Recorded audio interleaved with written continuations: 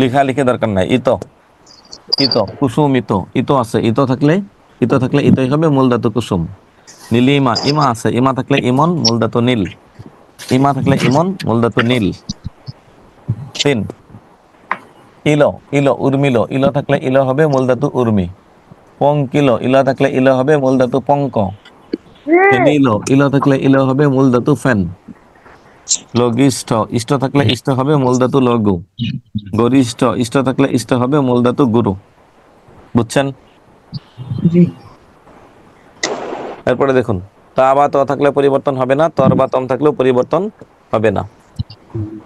বন্ধুযুক্তা, বন্ধুতা, বন্ধুযুক্তা, বন্ধুত্ব, বন্ধুযুক্ত, ঘনত্ব, ঘনযুক্ত, গুরুত্ব, গুরুযুক্ত, শত্রুযুক্তা। তরতম থাকলে কোনো পরিবর্তন নাই। মধুযুক্তর, মধুযুক্তম, প্রিয়যুক্তর, প্রিয়যুক্তম। বুঝছেন? জি স্যার। স্যার বুঝছেন? ওই সূত্রটা আর একবার দেখান তো, দীর্ঘই স্ক্রিনশট দিয়ে। জি, দীর্ঘই অন্তস্থ ইয় থাকলে নিয় হবে, ইন থাকলে নিন হবে। ইয় থাকলে নিয় হবে, ইন থাকলে নিন হবে। ইয় থাকলে নিয়। সার্বজনীন, দীর্ঘই দন্তন্য নিন আছে, ইন আছে, ইনের কারণে নিন মূল ধাতু সর্বজন। কুলিন, দীর্ঘই দন্তন্য ইন থাকলে নিন হবে মূল ধাতু কুল। নবীন, দীর্ঘই দন্তন্য ইন থাকলে নিন হবে মূল ধাতু নব। তো ইয় থাকলে নিয় হবে মূল ধাতু বর্ষ। গুণবান, বান থাকলে বতুপ মূল ধাতু গুণ। শ্রীমান, মান থাকলে মতুপ মূল ধাতু শ্রী। দয়াবান, বান থাকলে বতুপ, মান থাকলে মতুপ। কোনো পার্থক্য নাই, কিচ্ছু নাই, কোনো পরিবর্তন নাই। আচ্ছা, এখন আসুন, এরপরে যাবেন হচ্ছে বি। যদি কোনো শব্দের শেষে বি থাকে, বি থাকলে বিন, মূল ধাতু মেধা। আর হইবে চরা যুগ আই চড়াই, বড় যুগ আই বড়াই, কানু যুগ আই কানাই, যা আছে তাই। আমি আমমি, হুবহু। এখন আমরা যাব বিদেশি তদ্ধিত প্রত্যয়। 10টা শব্দ আছে, মুখস্থ করবেন। ওয়ালা, পরীক্ষা প্রশ্ন আসবে দিল্লিওয়ালা। প্রকৃত প্রত্যয় কি? দিল্লি যুগ ওয়ালা। বাড়িওয়ালা, বাড়ি যুগ ওয়ালা। এটা কি প্রত্যয়? তদ্ধিত প্রত্যয়। কোন তদ্ধিত? বিদেশি। বিদেশির মধ্যে বোর্ড বইয়ে দেখুন, প্রথম 5টা হচ্ছে হিন্দি। ওয়ালা ওয়ান, আনা পনাশা, এই 5টা হিন্দি। চারটা হিন্দি দাও। এরপরে দেখুন গড়, দাঁড়, বাজ, বন্দি, সই, আরো 5টা আছে। এই 5টা হচ্ছে কি ফার্সি। বুঝছেন? প্রথম 5টা হিন্দি। হ্যাঁ, হিন্দি হ্যাঁ, প্রথম 5টা, আর প্রথম পরের 5টা হলো আপনার ফার্সি। ফার্সি। হ্যাঁ, প্রথম 5টা হিন্দি। 5 নাম্বারটা তো ফার্সি দাও, 5 নাম্বার। স্যার আমি যেটা আমাদের বইতে তো বইয়ে একটা মিসিং ছিল, পরে কোন বইয়ে 9টা আছে, কোন বইয়ে 10টা আছে, কোন বইয়ে একটা আগে, কোন বইয়ে একটা পড়ে। আগে এখানে চোখ রাখুন, মিলান, ঠিক করে নিন। বইয়ে ভুল আছে। পয়লা ওয়ান, আনা পনাশা, এই 5টা হিন্দি। বইয়ে ভুল আছে। পয়লা ওয়ান, আনা পনাশা, এই 5টা হচ্ছে হিন্দি। বই ঠিক আছে তো স্যার? সব বইয়ে না, কয়েকটা এডিশনে বলছিল। স্যারের পরে 6 নাম্বার দিয়েছে, স্যারের পরে 5 নাম্বারটা মিস্টেক করছে। জি, পয়লা ওয়ান, আনা পনাশা, গড়, দাঁড়, বাজ, বন্দি, সই। গর্দার বাজবন্দি সই। এই পরের 5টা হচ্ছে ফার্সি, ঠিক করেন। ঠিক আছে তো স্যার। ওয়ালা ওয়ান, আনা পনাশা, গড়, দাঁড়, বাজ, বন্দি, সই।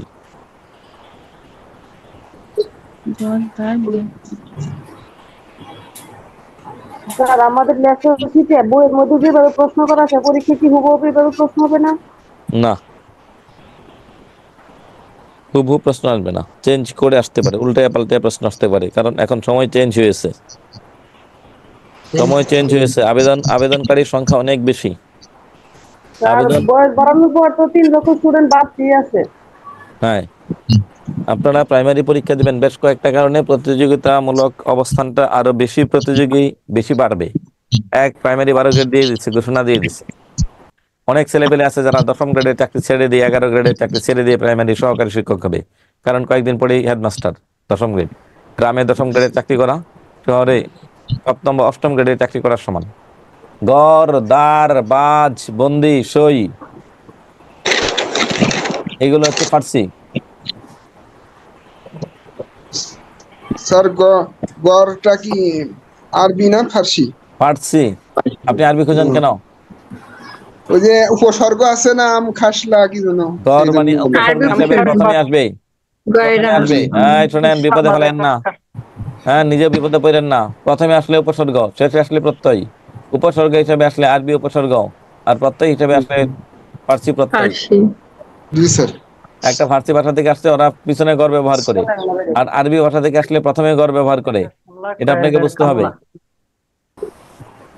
বুঝছেন? জি স্যার। অনেক কঠিন কিছু না। আমার কথা হচ্ছে, আপনি যদি ঠান্ডা মাথায় পড়েন, পড়লেই পারবেন, পড়লেই পারবেন। কারণ আপনি আসলে পড়তেছেন কিনা। আচ্ছা, এখন আমরা এতক্ষণ পড়লাম প্রকৃতি প্রত্যয়। এখন আমরা শুরু থেকে যাচ্ছি। পুরুষ স্ত্রীবাচক শব্দ। পুরুষ স্ত্রীবাচক শব্দকে বাংলায় বলে লিঙ্গ প্রকরণ। লিঙ্গ 4 প্রকার বাংলায়: পুরুষবাচক, স্ত্রীবাচক, উভয়বাচক, ক্লিবলিঙ্গ। শুধু ছেলে বুঝাইলে পুরুষ, শুধু ছেলে বুঝাইলে মেয়ে, শুধু মেয়ে বুঝাইলে মেয়ে, ছেলে মেয়ে দুইটা বুঝাইলে উভয়। আর যদি কোনো জড় বস্তু বোঝায় তাহলে তার নাম হচ্ছে ক্লিবলিঙ্গ। এই লিঙ্গ পড়ার আগে আপনাকে কয়েকটা ফরম্যাট বুঝতে হবে। লিঙ্গ পড়ার আগে কয়েকটা ফরম্যাট বুঝতে হবে। এক, সাধারণ অর্থে পুরুষ স্ত্রীবাচক শব্দ কয়েকভাবে হয়। এক নম্বর হচ্ছে কি, সাধারণ অর্থে, যেখানে কোনো বিয়ের সম্পর্ক থাকবে না। দুই, বিবাহোত্তর অর্থে, তার মানে এই সম্পর্কটা তৈরি হয় বিবাহের মাধ্যমে। তিন, একই শব্দের দুটি করে, একটা পুরুষের বিপরীতে দুইটা স্ত্রী আছে, স্ত্রীবাচক শব্দ আছে, অথবা একটা স্ত্রীর বিপরীতে দুইটা পুরুষ আছে। নিত্য পুরুষ অর্থ বোঝাই। বোন। দুজনের মধ্যে বিয়ের কোনো সম্পর্ক আছে? না সাধারণ অর্থ। বন্ধু বান্ধবী, বিয়ের সম্পর্ক আছে? না স্যার। হ্যাঁ, নাই স্যার। নাই। দেবর ননদ, বিয়ের সম্পর্ক আছে? না স্যার। স্বামীর ছোট ভাই দেবর, স্বামীর ছোট বোন ননদ।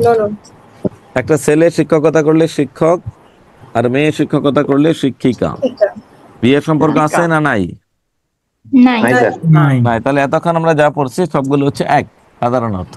আচ্ছা। ভাই বিয়ে করেছে, ভাইয়ের বউকে আমরা কি ডাকি? ভাবি। ভাবি। এটা বিবাহোত্তর। নাকি বিয়ে ছাড়াই হবে ভাবি? হ্যাঁ বলুন, বিয়ে ছাড়া ভাবি হবে? হবু ভাবি। এখন আসুন, যে কোনো মেয়েরা গিয়ে খালি বললেন আনমেরিড, ভাবি কেমন আছেন, জুতা দিয়ে পিটায় বের করে দেবে। কোন দেশি ভাবি তোর? জুতা দিয়ে পিটায় বের করবে। কোন দেশি ভাবি? হ্যাঁ, স্যার এখন ভদ্র স্যার মেয়েরা। দেশি ভাবি। আচ্ছা এখন আসুন, আর যে কোনো একটা বিবাহিত মেয়েকে বলবেন, হে দেখবেন তার দুনিয়াতে যত সম্পর্ক আছে অর্ধেকের বেশি হচ্ছে ভাবি। কিছু করার নাই, বিশেষ করে যারা শহরে থাকে।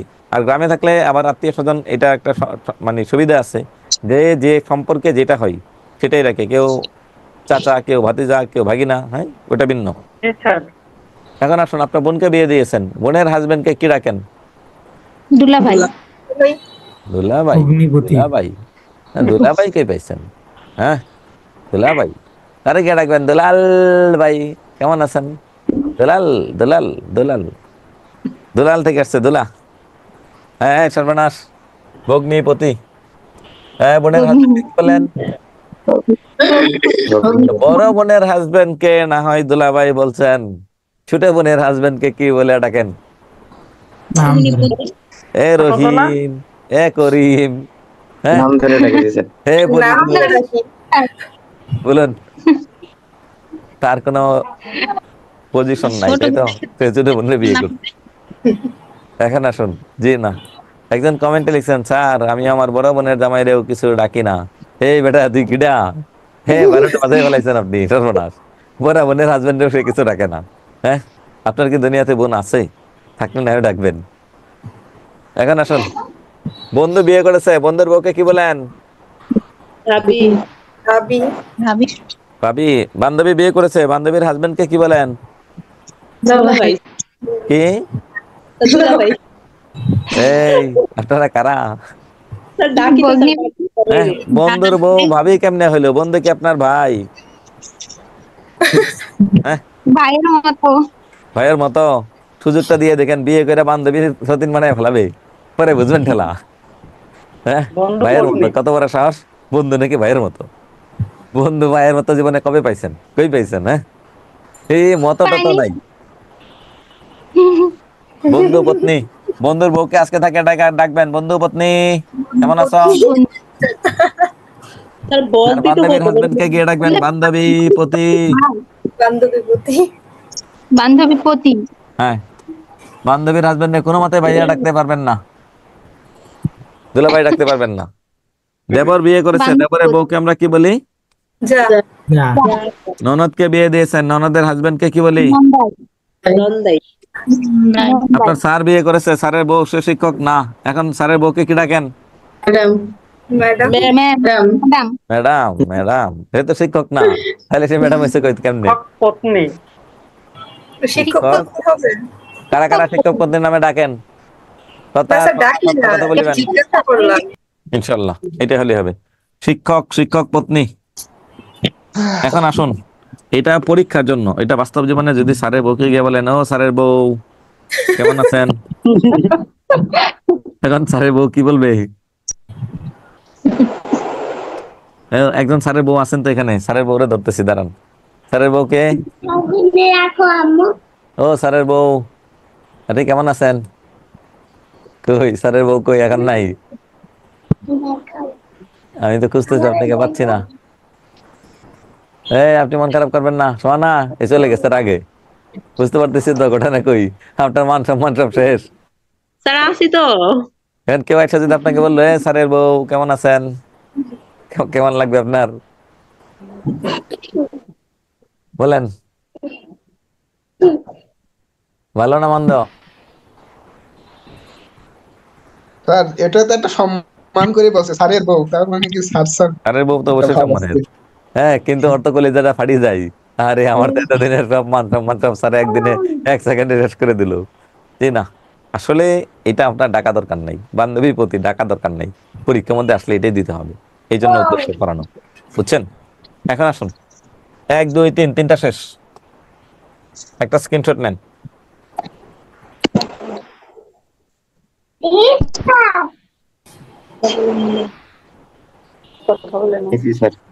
নিছেন? জি স্যার। আচ্ছা, এরপরে কি দেখেন 4 নাম্বার, নিত্য পুরুষবাচক, অর্থাৎ এমন একটা শব্দ যে শব্দের বিপরীতে কোনো স্ত্রীবাচক শব্দ নাই, তাকে বলে কি নিত্য পুরুষবাচক শব্দ। যে শব্দের বিপরীতে কোনো স্ত্রীবাচক শব্দ নাই। নিত্য পুরুষ, রাষ্ট্রপতি, রাষ্ট্রপতি, মন্ত্রী, ছেলে হলেও মন্ত্রী, মেয়ে হলেও মন্ত্রী। এই ছোট বাচ্চা কথা বলছে, একটু আনমিউট চাপ দেন, আনমিউটে চাপ দেন। কবিরাজ, সতীন, এটার বিপরীতে কোনো পুরুষ নাই। কুলটা মানে পতিতা, এর বিপরীতে কোনো পুরুষ নাই। এরপরে অন্তঃসত্ত্বা, এর বিপরীতে কোনো পুরুষবাচক শব্দ নাই। এটাকে কি বলে? নিত্য স্ত্রীবাচক। ক্ষুদ্রার্থে হওয়ার জন্য 3টা শর্ত দরকার। 1, শব্দের শেষে ইকা থাকবে। 2, ছোট অর্থ বোঝাবে। 3, বিপরীতে কোনো পুরুষ থাকবে না, বিপরীতে কোনো পুরুষ থাকবে না। পুস্তিকা, ইকা, পুস্তিকা, ইকা, ইকা, পুস্তিকা মানে ছোট পুস্তক, এর বিপরীত শব্দ একটা আছে পুস্তক, কিন্তু পুস্তক শব্দটা পুরুষ না, এটা ক্লিপ, তাই এটা হচ্ছে ক্ষুদ্রার্থ। পুস্তিকা মানে লিফলেট। নাটিকা, ইকা, নাটিকা, ইকা, ইকা, ইকা, নাটিকা অর্থ ছোট নাটক। নাটিকার বিপরীত একটা শব্দ আছে নাটক, কিন্তু নাটক শব্দটা পুরুষ না, তাহলে এটা ক্ষুদ্রার্থ। শেলিকা, ইকা, ইকা, ইকা, ইকা, ইকা, ইকা আছে, বউয়ের ছোট বোন, ছোট অর্থ বোঝাই। বিপরীতে শ্যালক, শ্যালক কি পুরুষ নাকি পুরুষ না, তাহলে সেটা হচ্ছে ক্ষুদ্রার্থে। সর্বশেষ মেয়েদের কাছে আমার একটা প্রশ্ন, আপনাদের কার কার বাসায় মালিকা আছে? মালিকা বুঝে বলবেন, আন্দাজে বলবেন না। কাকলি, ইয়াসমিন, আপনারা কি মালিকা ইউজ করছেন কখনো? আপনার বাসায় কখনো মালিকা ছিল? অর্জনা,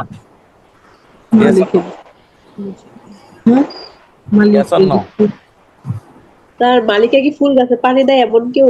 মালিকা আমি জানি না, আমি আপনাকে বলছি, তোমার বলুন আছে নাকি নাই, ছিল নাকি নাই? স্যার বড় বাগান থাকলে হয়তো থাকতো, নাই স্যার, ছিল না। ওকে, এরপর হচ্ছে লাকি দাস, আছে না নাই? ফারজানা ইয়াসমিন, আছে না নাই? স্যার আছে। আছে? জি স্যার, ছোট বোন আছে। হ্যাঁ, ছোট বোন বলি নাই, বলছি মালিকা, আপনার মালিকা আছে কিনা? মালিকা, আচ্ছা, এরপরে বলবেন হচ্ছে রূপালী, মালিকা আছে আপনার? বুঝতেছি না sir. Yes or no? Mahmuda, Malika আছে? তুল, মালিকা আছে? জীবনেও আপনাদের মালিকা ছিল না? হ্যাঁ জানি না স্যার। হ্যাঁ, কারণ এই সবগুলো গরিব মানুষ। লাকি দাস আছে না নাই? স্যার, স্যার আছে মালিকা। শিওর? আছে স্যার। কই দেখান, মালিকা থাকলে দেখান। মালিকা যদি থেকে থাকে দেখান। স্যার আছে, মালাই আছে। এই কি একটা অবস্থা দেখেন এই মেয়েগুলোর, একটা মেয়েও স্বীকারই করলো না যে আছে। সবারই আছে অথবা ছিল। স্যার মালা, ছোট মালা, মালিকা। স্যার মালা, এইটা ছোট মালা হাতের মধ্যে যেটা পড়েন, ব্রেসলেট। এবার বলেন, জীবনে ছিল না? স্যার আছে না স্যার। ছিল স্যার, কখনো ছিল না? কোন কালে ছিল ছিল না? এক সময় না এক সময় ছিল স্যার। হ্যাঁ, এখন কি একটা অবস্থা দেখছেন? আপনাদেরকে নিয়ে আমি কই যাই? নিজের হাজবেন্ডে বানান জামাই, হ্যাঁ, নিজের একটা মালিকা আছে, মালিকাও খোঁজখবর নাই। এদেরকে নিয়ে চলা আমার জন্য বড় মুশকিল। বাংলা অর্থ বুঝেন না, মালা থেকে আসছে মালিকা। মালিকা বিপরীতে মালা আছে, কিন্তু মালা তো পুরুষ না, এটা ক্লিপ। এটা হারও হয় না? হ্যাঁ, হার হার বলতে ছোট মালা, যেটা হাতে পড়েন, যেটা হাট তো গলায়। গলায় পড়লে হবে না, হাতে পরার জন্য যেটা। Bracelet sir. এই যে একজন কমেন্টে একটা দিয়ে দিছে ব্রেসলেটের ছবি। বাহ, এতক্ষণ সবাই গরিব মানুষ, দিন আনতে পান্তা ফুরায়, এখন একবারে স্বর্ণের মালিকা দিয়ে রাখছেন একজন একটা কমেন্টে আমার। হ্যাঁ, চুরিও তো দেওয়া হয়। আচ্ছা যাই হোক, আমি ওটাতে যাচ্ছি না, আপনার অর্থগুলো বুঝলেই হলো। এরপরে যাবেন হচ্ছে মূল আলোচনায়। আসুন, মালার মতো নয় দেখ। কোনটার পুরুষ কি, কোনটার স্ত্রী কি? গায়ক, গায়িকা, অরণ্য, অরণ্যানী, অবাগা, অবাগিনী, ভিখারি, ভিখারিণী, বাদশাহ, বেগম, নাতি, নাতিন, তেজস্বী, তেজস্বিনী, দাতা, দাত্রী, কোরিয়ান, গরিয়াসী, শিল্পী, নারী শিল্পী, দেবর, ননদ, যা। এইগুলো নিজেরা পড়বেন। পুরুষ ও স্ত্রীবাচক শব্দ, পুরুষ ও স্ত্রীবাচক শব্দ নিজেরা পড়বেন। সংখ্যাবাচক শব্দ আগে যেটা পড়াইছি, বলুন। স্যার উভয় লিঙ্গ, সৈন্য ও সৈন্য শব্দটা উভয়লিঙ্গে হয়, আবার সৈন্য শব্দের সাথে মহিলা বসাইলে স্ত্রীবাচক শব্দ বোঝাই। এখন আসুন, কার কাছে বই আছে? দ্বিরুক্ত শব্দটা পড়বো। বই কার কার কাছে আছে? দ্বিরুক্ত একটা শব্দ দুইবার বললে তাকে বলে দ্বিরুক্ত। এই দ্বিরুক্ত শব্দটা তিন প্রকার: শব্দের দ্বিরুক্তি, পদের দ্বিরুক্তি, অনুকার বা ধনাত্মক দ্বিরুক্তি। শব্দের দ্বিরুক্তি, অনুকার, পদের দ্বিরুক্তি, অনুকার বা ধনাত্মক দ্বিরুক্তি। এই শব্দের দ্বিরুক্তি চার ভাবে হয়। বই দেখে একজনে দেখে দেখে বলবেন। দ্বিরুক্ত চার প্রকারে হয়: শব্দের দ্বিরুক্তি, পদের দ্বিরুক্তি, অনুকার বা ধনাত্মক দ্বিরুক্তি। বইটা দেখে দেখে বলুন, জোরে জোরে বলবেন। কে পারবেন? নিপা, জি স্যার, বই আছে। বলুন, শব্দের দ্বিরুক্তি কি, পদের দ্বিরুক্তি কি, কোনটা কয় ভাবে হয়? স্যার এখানে যে ক শব্দের বিরক্তি দেওয়া আছে, একই শব্দ দুইবার ব্যবহার করা হয় এবং চার ভাবে হয়। পদের বিরক্তি দুই ভাবে। একজনে বলুন, চার ভাবে আর দুই ভাবে। বলার পর 5 মিনিট নিজেরা পড়বেন।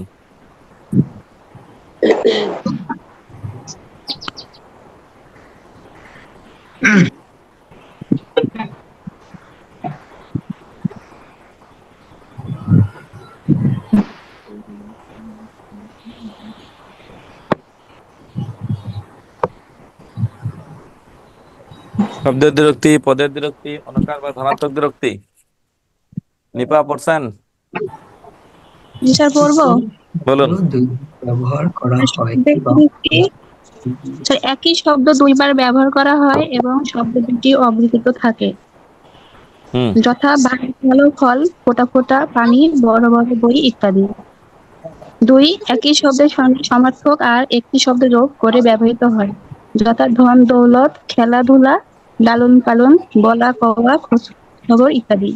দ্বিরুক্ত শব্দ জোড়াই দ্বিতীয় শব্দটির আংশিক পরিবর্তন হয়, যেমন মিট মাঠ, ফিট ফাট, বোকা ঝোকা, তোর জোর, গল্প স্বল্প, রকম সকম ইত্যাদি। সমার্থক বা বিপরীতার্থক শব্দ যোগে, যেমন লেনদেন, দেনা পাওয়া, দেনা পাওনা, টাকা পয়সা, ধনী গরিব, আসা যাওয়া ইত্যাদি। মনে মনে আমিও এ কথাই ভেবেছি, দ্বিতীয় পদের আংশিক ধ্বনিগত পরিবর্তন ঘটে, কিন্তু পদ বিভক্তি অবিকৃত থাকে। যেমন, চোর হাতে নাতে ধরা পড়েছে, আমার সন্তান যেন থাকে দিতে ঘটে। পদে বিরক্তির প্রয়োগ। বিশেষ্য শব্দ যুগলের বিশেষণ রূপে ব্যবহার। আধিক্য বোঝাতে, রাশি রাশি ধান, রাশি রাশি ধন, ধামা ধামা ধান। সামান্য বোঝাতে, আমি জয় জয় বোধ করছি। পরস্পরতা বা ধারাবাহিকতা বোঝাতে, তুমি দিন দিন রোগা হয়ে যাচ্ছ, তুমি বাড়ি বাড়ি হেঁটে চাঁদা তুলেছ। ক্রিয়া বিশেষণ, ধীরে আচ্ছা, ধীরে ওটা যাই পরে। এখন আসুন শব্দের বিরক্তি, মানে একটা শব্দ দুইবার আসবে।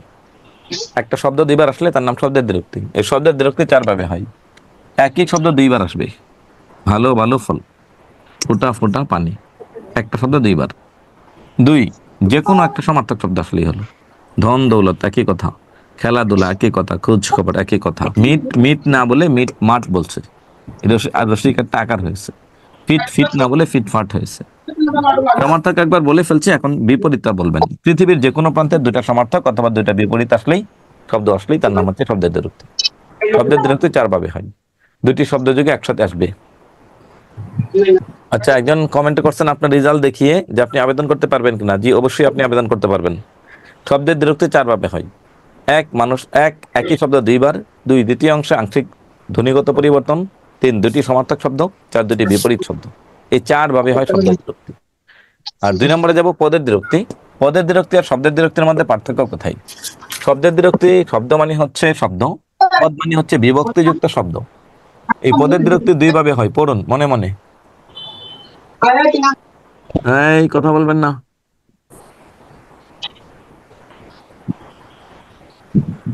1, 2টি শব্দ ঠিক থাকবে। 2, 2টি পদ ঠিক থাকবে। 3, 2টি বিভক্তি ঠিক থাকবে। এই সাউন্ড হচ্ছে, সাউন্ড তো করা যাবে না। দেখুন, মনে মনে এক কথায় ভাবছেন। মূল শব্দ মন, মন শব্দ দুটা ঠিক। মন মন শব্দ দুটা ঠিক। মন মন শব্দ দুটা ঠিক। বিভক্তি দুটা ঠিক। বিভক্তি দুটা ঠিক। বিভক্তি দুটা ঠিক। বিভক্তি দুটা ঠিক। এরপরে কি আছে? মন একটা নাউন বিশেষ্য, পদ একটা নাউন, আবার পরের শব্দ মন একটা নাউন বিশেষ্য। শেষ। তাহলে এখানে আসলে ঘটনাটা কি? 3টা জিনিস ঠিক থাকবে, 2টা শব্দ, 2টা পদ, 2টা বিভক্তি। ঘরে ঘরে পড়ালেখা হচ্ছে, মূল শব্দ ঘর, ঘর। বিভক্তি, বিভক্তি। ঘর একটা নাউন, ঘর একটা নাউন। 2টি শব্দ ঠিক, 2টি পদ ঠিক, 2টি বিভক্তি ঠিক। 2 নম্বরে হচ্ছে শব্দে পরিবর্তন হবে, পদ আর বিভক্তি ঠিক থাকবে। যেমন এখানে দুধ, এটা একটা নাউন, ভাত এটা একটা নাউন, পদ ঠিক। এখানে বিভক্তি, এখানে বিভক্তি, বিভক্তিটাও ঠিক। তাহলে দুধ আর ভাত শব্দ কি ঠিক আছে? না স্যার। শব্দ ঠিক নেই, শব্দে পরিবর্তন হয়েছে।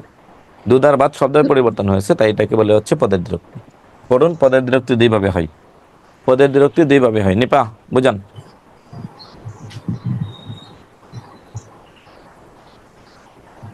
নিপা বুঝাবেন। জি স্যার।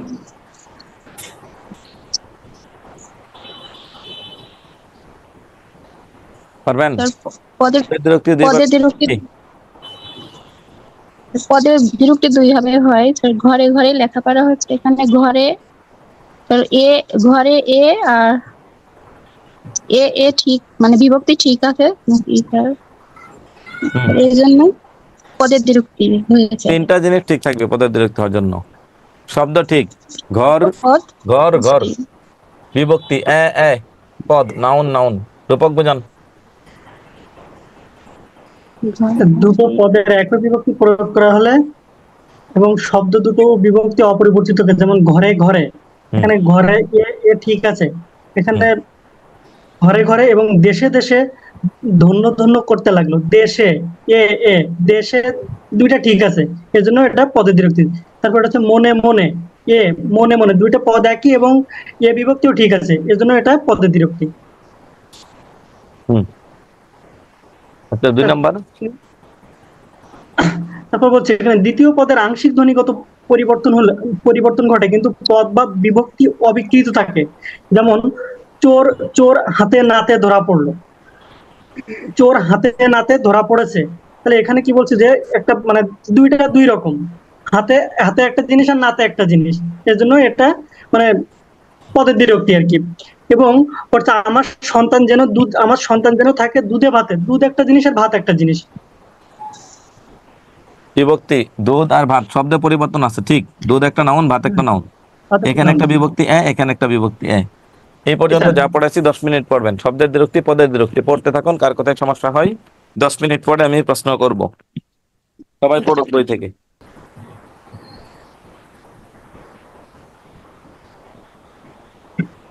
নিপারানি শেষ করেছেন? হ্যাঁ বলুন। শব্দের বিরক্তি 4 ভাবে হয়। একই শব্দ দুইবার, দ্বিতীয় অংশে আংশিক ধ্বনিগত পরিবর্তন, দুটি সমার্থক দুটি বিপরীত। শব্দের বিরক্তি শেষ। পদের বিরক্তি 2 ভাবে হয়। দুটি শব্দ, দুটি পদ, দুটি বিভক্তি, সব ঠিক। আরেকটা হচ্ছে পদ আর বিভক্তি ঠিক, শব্দে পরিবর্তন। আচ্ছা আচ্ছা, এখন আসুন। জ্বর জ্বর বোধ করছে মানে হালকা জ্বর বা সামান্য জ্বর। হ্যাঁ, এরপরে কি আছে? দাদা দাদা বলে কাঁদছে মানে আগ্রহ বোঝাই। কোনটা কোন অর্থ বোঝাই এটা নিজেরা পড়বেন। এরপরে সর্বশেষ হচ্ছে ধনাত্মক বিরক্তি। ছেলেটিকে চোখে চোখে রেখো, সতর্কতা বোঝাই। ভুলগুলো তুমি আনরে বাসা বাসা, ভাবের প্রগাঢ়তা বোঝাই, অর্থটা বুঝে পড়বেন। আর এরপরে হচ্ছেন ধনাত্মক বিরক্তি বা অনুকার বিরক্তি, যেটা বলি। উপসর্গে পড়ছিলাম স্যার। কোনটা? উপসর্গের ক্লাসে। হ্যাঁ হ্যাঁ, পদ প্রকরণের ক্লাসে আমরা এটা পড়েছি। পদ প্রকরণের ক্লাসে পড়েছিলাম। 1 মানুষের ধ্বনি, 2 জীবজন্তুর ধ্বনি, 3 বস্তুর ধ্বনি, 4 অনুভূতিজাত বা কাল্পনিক ধ্বনি। পড়ুন। মানুষ কি কি শব্দ করতে পারে? হি হি। জীবজন্তু কি শব্দ করতে পারে? ঘেউ ঘেউ, মেউ মেউ। বস্তু কি শব্দ করতে পারে? ঘচা ঘচ, রিমঝিম, কলকল, সনসন, হু হু। এরপর অনুভূতিজাত, অনুভব করতে হয়। একজনে বইটা দেখে বলুন। মানুষের ধ্বনির অনুকার ভেউ ভেউ, মানুষের উচ্চ স্বরে কান্নার ধ্বনি এরূপ একটা হি হি ইত্যাদি। জীবজন্তুর ধ্বনির অনুকার ঘেউ ঘেউ, যেমন কুকুরের ধ্বনি এরূপ মিউ মিউ, বিড়ালের ডাক কুহু কুহু, কোকিলের ডাক কা কা, কাকের ডাক ইত্যাদি। বস্তুর ধ্বনির অনুকার ঘচা ঘচ, ধান কাটার শব্দ এরূপ মড়মড়, গাছ ভেঙে পড়ার শব্দ, ঝমঝম বৃষ্টি পড়ার শব্দ, হু হু বাতাস প্রবাহের শব্দ। এবং অনুভূতিজাত কাল্পনিক ঝিকিমিকি, ঔজ্জ্বল্য এরূপ ঠাঠা, রোদের তীব্রতা, কুটকুট, শরীরের কামড় লাগার মতো অনুভূতি। এগুলো সবগুলোই অনুকার, সবগুলো হচ্ছে অব্যয়। পদ প্রকরণ আমরা পড়েছিলাম। অব্যয় পদ 4 ভাবে হয়। হ্যাঁ, 4 ভাবের মধ্যে হচ্ছে সমুচ্চয়, অনন্য, অনুসর্গ, অনুকার। অনুকার হবে, তাহলেই হবে।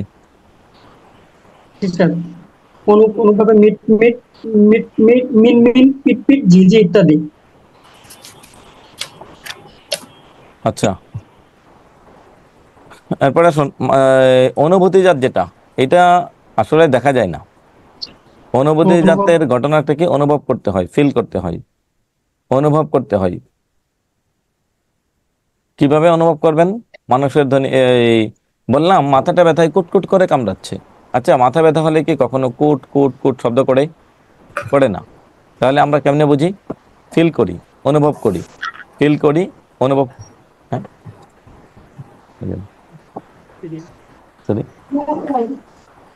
ও হ্যাঁ, আচ্ছা। এরপরে আসুন, এটা হচ্ছে মানুষের অনুভবগুলো। এই পর্যন্তই।